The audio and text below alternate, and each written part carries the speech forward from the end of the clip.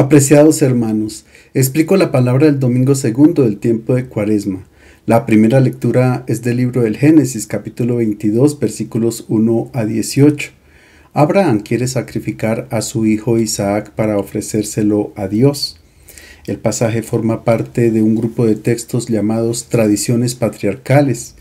La historia del sacrificio de Isaac es la evolución de una leyenda de culto bastante primitiva que contaba que en un lugar sagrado la divinidad había salvado a un niño destinado a ser ofrecido en sacrificio. En tiempos muy antiguos algunos pueblos ofrecían los niños en sacrificio a sus divinidades. Lo hacían los cananeos, también los moabitas, cuando pasaban por una situación desesperada, sacrificaban a sus primogénitos al dios Kemosh. Y los amonitas ofrecían sus hijos a Moloc. También lo hicieron algunos reyes hebreos como Acaz y Manasés. Fuera de Jerusalén, en el valle de Ben Hinnom, había un lugar llamado Tofet, donde se practicaban sacrificios humanos y por este motivo era considerado un lugar maldito. No sabemos si los niños en el momento de ser ofrecidos a los dioses estaban vivos o si se trataba de quienes morían en el vientre de la madre o a temprana edad y se quemaban como ofrenda a la divinidad para pedir el don de otro hijo. De todos modos, los profetas lucharon contra este tipo de culto y los israelitas lo abandonaron muy pronto, sustituyéndolo por el sacrificio de animales. Cuando Abraham se instaló en la tierra de Israel, se le aplicó la leyenda primitiva para enseñar su obediencia radical y su confianza en Dios ante la prueba. Este comportamiento mereció al patriarca todas las bendiciones de Dios para su descendencia. Después de estos sucesos, Dios puso a prueba a Abraham diciéndole: «Abraham», respondió él, «aquí me tienes». Dios le dijo: «Toma a tu hijo, a tu único, a tu amado, a Isaac. Vete al país de Moria y ofrécemelo allí en sacrificio en uno de los montes que yo te indicaré».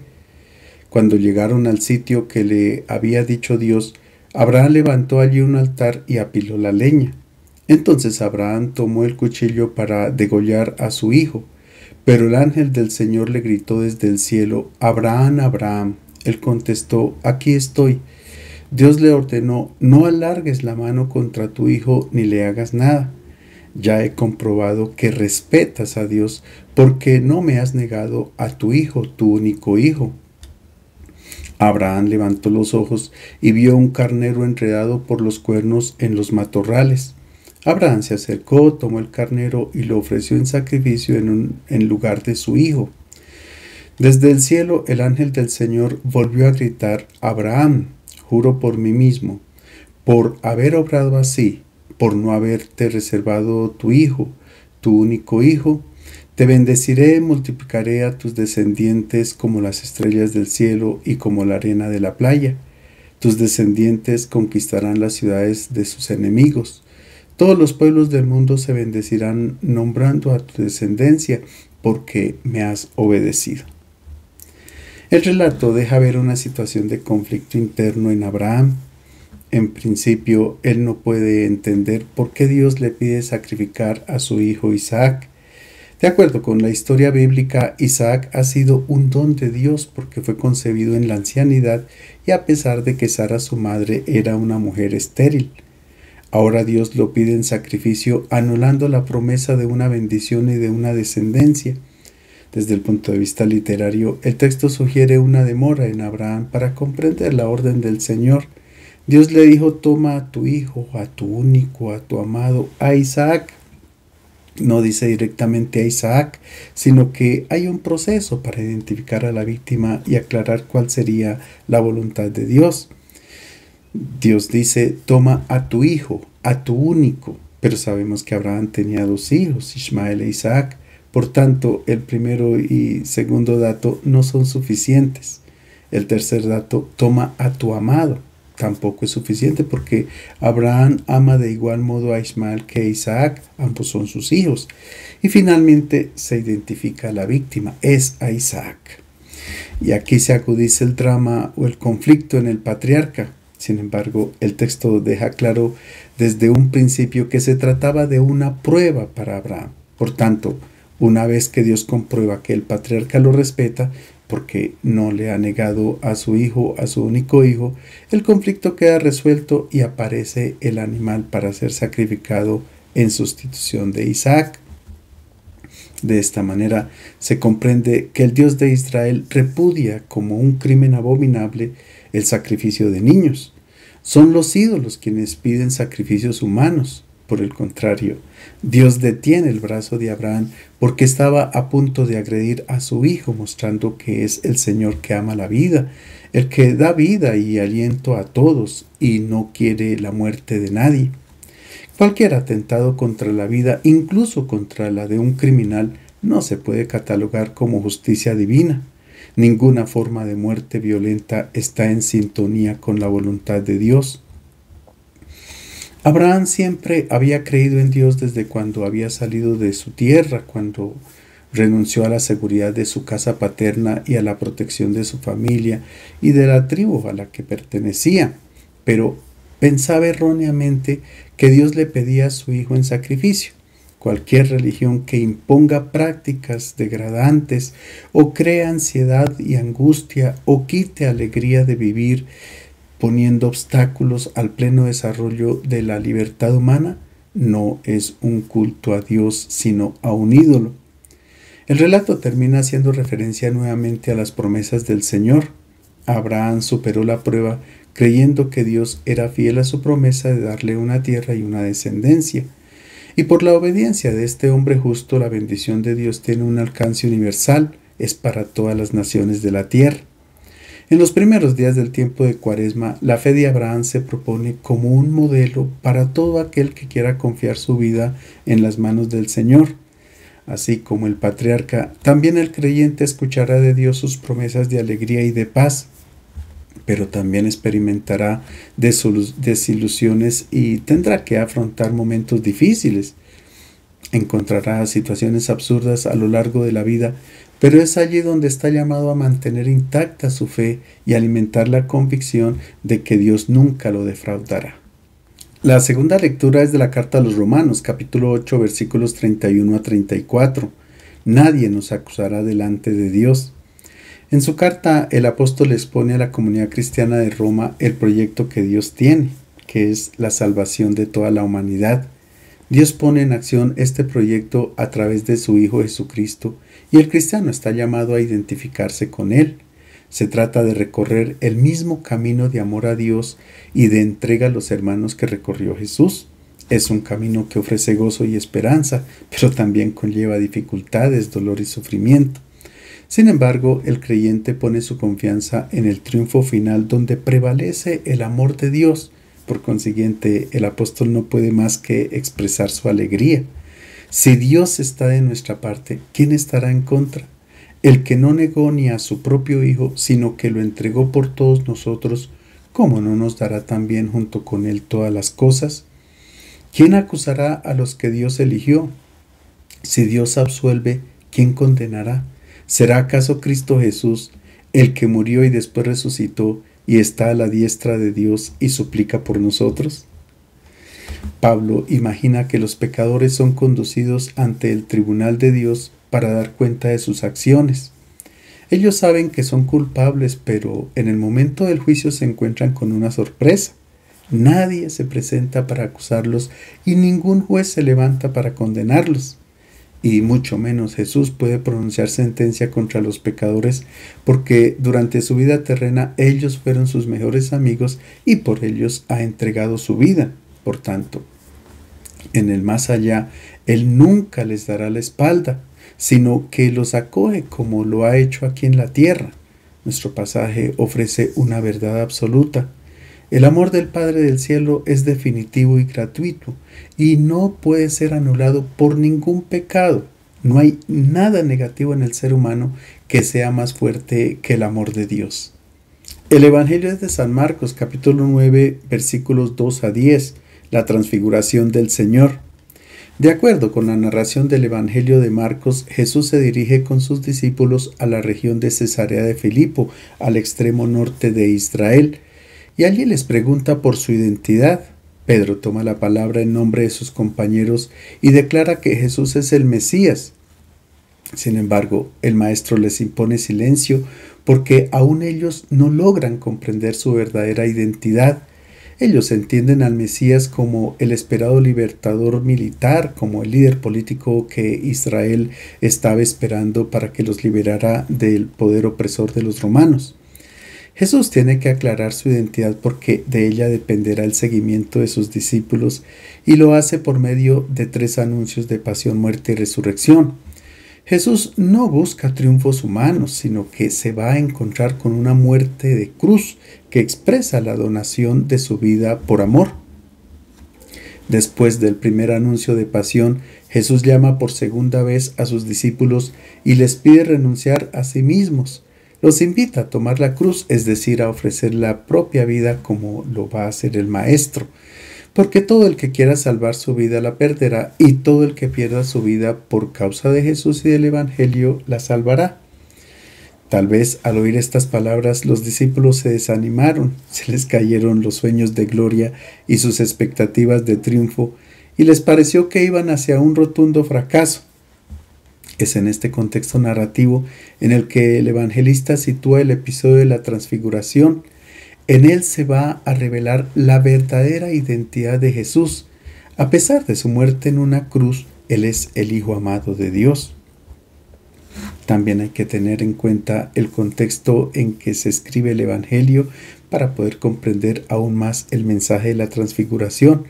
Marcos escribe su obra entre el año 65 al 70, después de la persecución de Nerón, cuando las comunidades cristianas estaban heridas pero vivas. Por aquella época, la cruz era considerada una maldición, porque la Torá, es decir, la ley, afirma que un condenado a muerte en cruz es uno que ha sido maldecido por Dios. Por tanto, muchos judíos tenían dificultad para abrazar la fe cristiana por este motivo. No se podía creer que una persona que ha fracasado muriendo en una cruz fuera el Mesías esperado por Israel. La cruz era el impedimento para creer en Jesús, como dice Pablo en la primera carta a los Corintios. La cruz es un escándalo para los judíos y una necedad para los griegos. Nosotros utilizamos el signo de la cruz como testimonio de que hemos acogido la propuesta que Jesús ha hecho de donar la vida. Pero los primeros cristianos no se identificaban con este signo, sino que utilizaban otros símbolos como el ancla, el pez, las letras griegas Ji y Ro entrelazadas, el pavo real, el pelícano, el alfa y la omega, etc. Fue más tarde cuando el emperador Constantino, después de haber descubierto el Santo Sepulcro, puso sobre el Calvario una cruz de oro y a partir de allí se convirtió la cruz en el signo de los cristianos y el pasaje de la transfiguración escrito por los evangelistas se convirtió en fuente de enseñanza para explicar y comprender el enigma que había acerca del crucificado. Para narrar la escena de la transfiguración, el evangelista se vale de una serie de imágenes que evocan las teofanías o manifestaciones de Dios presentes en el Primer Testamento. El monte, las apariciones, la voz que procede del cielo, los vestidos resplandecientes, la nube, el miedo y el desconcierto por parte de quienes presencian el encuentro con lo divino. Por tanto, no se trata de un relato de crónica, sino de una enseñanza sobre la identidad de Jesús y sobre el sentido de la cruz. Es en práctica una catequesis que alimentaba la fe de la comunidad cristiana y por tanto la nuestra. Ellos querían mostrar que la cruz no era un fracaso, sino la expresión del amor y de la sabiduría de Dios. En esta catequesis se mostraba el camino que los discípulos habían seguido para reconocer la identidad de su Maestro. Escuchemos cómo inicia el texto. 6 días después tomó Jesús a Pedro, a Santiago y a Juan y se los llevó aparte a una montaña elevada. Aparece una indicación de tiempo, 6 días después. Se trata de una clara alusión al encuentro que tuvo Moisés con Dios en el monte Sinaí. El libro del Éxodo dice que la gloria del Señor reposó sobre el monte Sinaí y la nube lo cubrió por 6 días, y que al 7º día Dios llamó a Moisés del medio de la nube y le reveló su gloria. Marcos retoma esta indicación temporal para ubicar la escena de la transfiguración. 6 días antes Jesús había preguntado a sus discípulos por su identidad y ahora al séptimo día, mediante una teofanía, ella será revelada totalmente por el Padre del cielo. Este es mi Hijo amado. Jesús toma consigo a Pedro, Santiago y Juan, los mismos que estuvieron presentes en la reanimación de la hija de Jairo y que más adelante serán testigos de la agonía de Jesús en el Getsemaní. Jesús conduce a estos discípulos hacia un lugar aislado. Así se comportaban los rabinos cuando querían revelar a sus discípulos un secreto o transmitir una enseñanza muy importante. Se alejaban de las personas que no eran capaces de entender lo que se comunicaba. Recordemos que en el monte Sinaí la palabra del Señor no fue dirigida a todo el pueblo, sino solo a Moisés, quien también iba acompañado de 3 personas, Aarón, Nadab y Abiú. Así se demuestra que el lugar y el contenido de las teofanías o manifestaciones del Señor no era accesible a todos, sino a ciertas personas que contaban con disposiciones particulares. Si Jesús reservó su revelación solo para 3 discípulos y luego les pidió que no la divulgaran, quiere decir que ellos participaron de una experiencia muy significativa, pero que todavía era demasiado elevada para ser comprendida por todos. Es claro que el evangelista está mostrando un camino de fe para reconocer al Mesías. En primer lugar, hay que alejarse de la humanidad que piensa y se comporta de acuerdo con los criterios de este mundo y dejarse acompañar por Jesús, meditar y orar en un lugar solitario para luego subir al monte. Pero el monte no es un lugar material.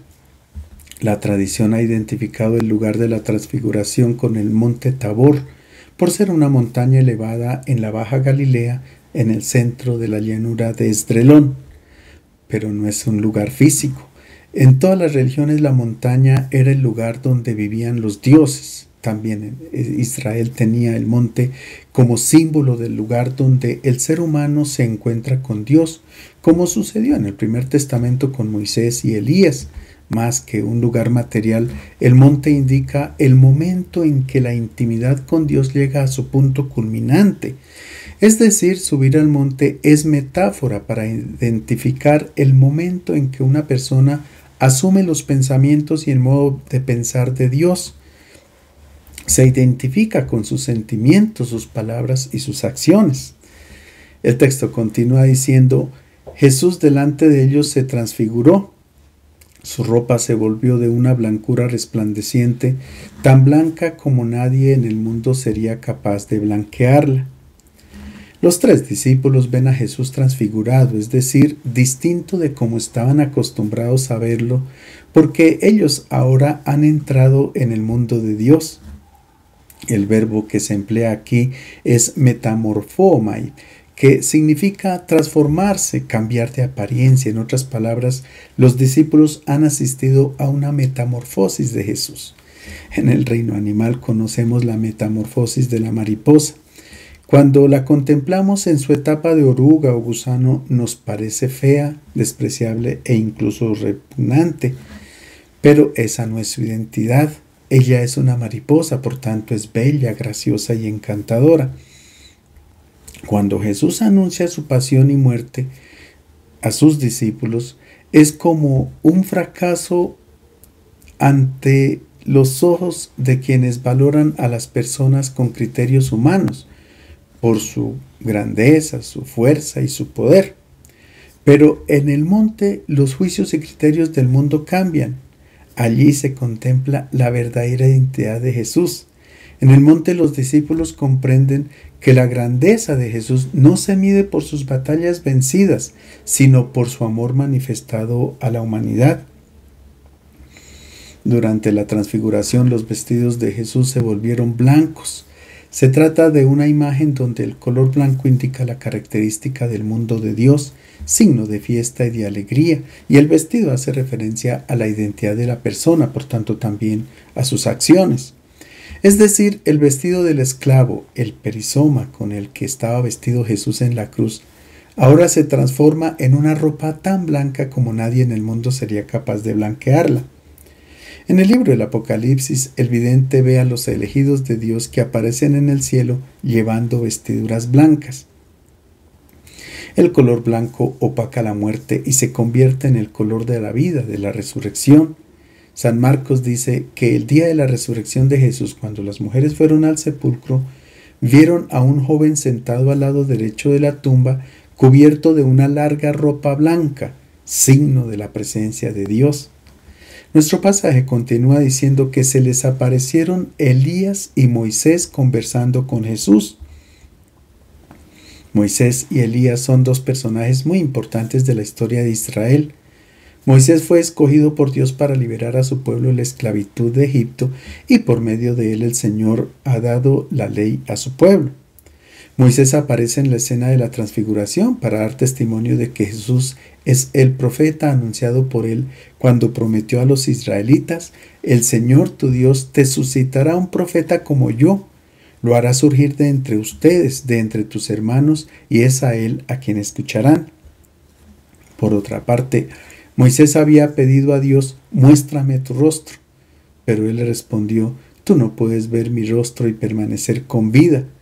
Por instrucciones del Señor, Moisés entró en una gruta.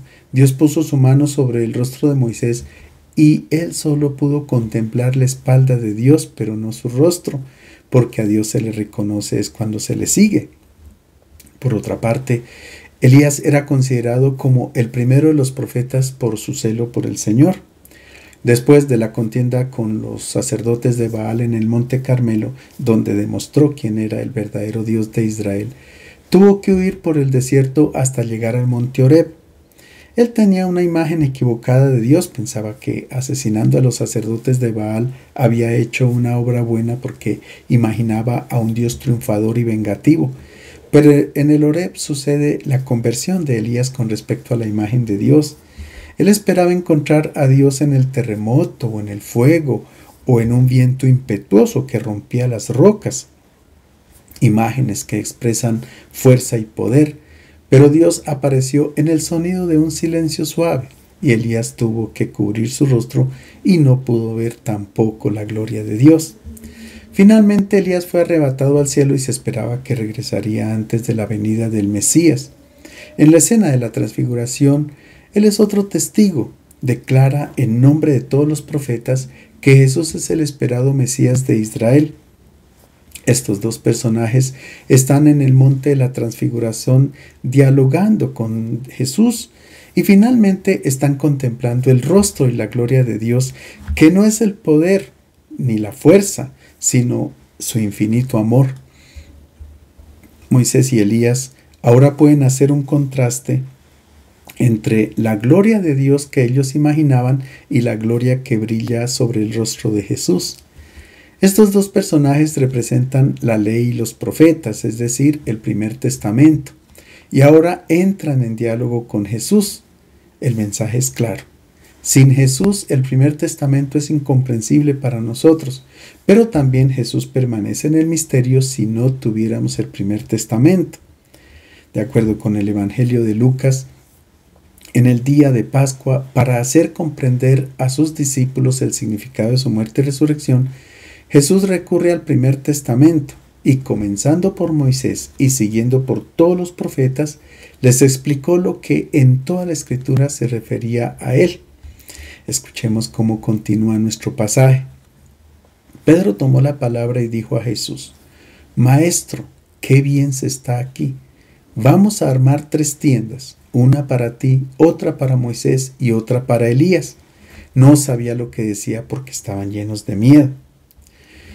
También las tiendas que Pedro quiere construir tienen su significado simbólico. Es una clara referencia a la fiesta de las tiendas que se celebraba en Israel al final de la cosecha y que duraba una semana. Durante esta fiesta se hacía memoria de la experiencia de los años que los israelitas tuvieron que vivir en el desierto y recordaban las obras que el Señor había realizado con ellos. Pero esta fiesta también invitaba a proyectar el futuro. El profeta Zacarías había anunciado que cuando llegara el Mesías, todos los pueblos se encontrarían en Jerusalén para celebrar juntos las fiestas de las tiendas. Pedro dice: Maestro, qué bien se está aquí. Sin embargo, La traducción más correcta es: qué útil es que estemos aquí, porque ellos piensan que Jesús los llevó para trabajar. Ahora pueden construir las tiendas y permanecer allí. Pero él no sabía lo que decía porque estaban llenos de miedo. Pedro estaba convencido de que había llegado el reino de Dios, la época del reposo y de la fiesta perenne anunciada por los profetas. Él seguía cultivando la ilusión de que fuera posible entrar en el reino de Dios sin afrontar el sufrimiento y el don de la propia vida. Aún no comprendía que es donando la vida que es posible ganarla, pero hay que seguir al Maestro en el camino que él recorrió. Escuchemos cómo continúa nuestro relato. Entonces vino una nube que les hizo sombra, y salió de ella una voz: este es mi Hijo amado, escúchenlo. De pronto miraron a su alrededor y no vieron más que a Jesús solo con ellos. Mientras bajaban de la montaña, Jesús les encargó que no contaran a nadie lo que habían visto hasta que el Hijo del Hombre resucitara de entre los muertos. Ellos cumplieron aquel encargo, pero se preguntaban qué significaría resucitar de entre los muertos. No era necesario construir las 3 tiendas como pretendía Pedro, porque Dios los protegió envolviéndolos con la nube y con la sombra. Estas son 2 imágenes que aparecen frecuentemente en el Primer Testamento y que indican la presencia de Dios. El Señor se manifestaba a Moisés por medio de una nube espesa. Una nube acompañaba a los israelitas a través del desierto y cubría la tienda donde Moisés se encontraba con el Señor. También cuando él subió al monte Sinaí para recibir la ley, el monte estaba cubierto por una nube. El significado es claro. Estos 3 discípulos han sido introducidos en el mundo y en el pensamiento de Dios. Marcos quiere decirnos que Pedro, Santiago y Juan, en un momento significativo de sus vidas, han tenido una experiencia de Dios, una iluminación especial que les ha hecho comprender o por lo menos intuir la verdadera identidad del Maestro y la meta de su camino. Jesús se tenía que enfrentar con las autoridades religiosas y políticas de Israel que lo llevarían a la muerte, y estos discípulos han comprendido que el destino que les espera no sería diferente del Maestro y han sentido miedo. Pero desde la nube, es decir, desde el mundo de Dios, salió una voz que revelaba la identidad de Jesús. Este es mi Hijo amado, escúchenlo. En la transfiguración, Dios ve al crucificado como su Hijo predilecto, así como ya se había referido a él en el momento del bautismo, y aquí agrega: escúchenlo. En la cultura hebrea, hijo es quien se asemeja totalmente al padre, no en la apariencia física, sino porque asume todos sus valores. Un padre reconocía a su hijo como tal cuando en él se veía reflejado. En nuestro pasaje es Dios quien reconoce a Jesús como su Hijo predilecto, su Hijo amado.